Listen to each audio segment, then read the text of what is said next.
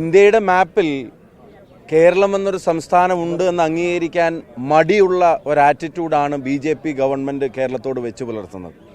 കേരളം ആ മാപ്പിൻ്റെ ഭാഗമാണെന്ന് അംഗീകരിക്കാൻ ഗവൺമെൻറ് മടിക്കുകയാണ്. കേരളത്തിൻ്റെ വികസനം ആമയുടെ വേഗത്തിൽ മതി എന്നാണോ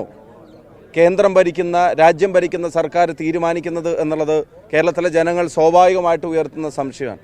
കടലാമയുടെ വേഗത്തിൽ മതി അല്ലെങ്കിൽ ആമയുടെ വേഗത്തിൽ മതിയോ കേരളത്തിൻ്റെ വികസനം?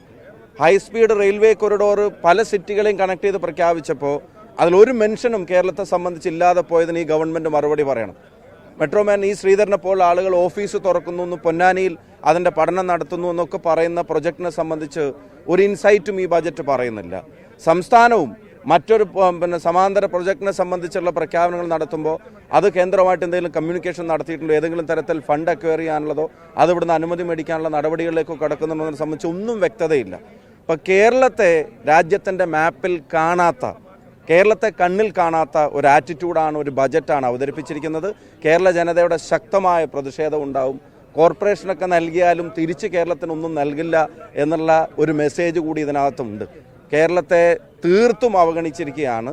കേരളത്തിൻ്റെ പൊട്ടൻഷ്യൽ മേഖലകളെ പാടെ അവഗണിച്ചതിനെ സംബന്ധിച്ചാണ് പ്രിയപ്പെട്ട ബെന്നി ബെഹനാൻ MP ഇവിടെ സൂചിപ്പിച്ചത്.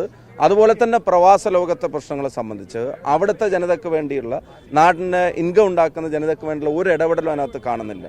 മറ്റൊരു പ്രധാനപ്പെട്ട ഘടകം കേരളത്തിൻ്റെ റെയിൽവേയും പാടെ അവഗണിച്ച മട്ടാണ്.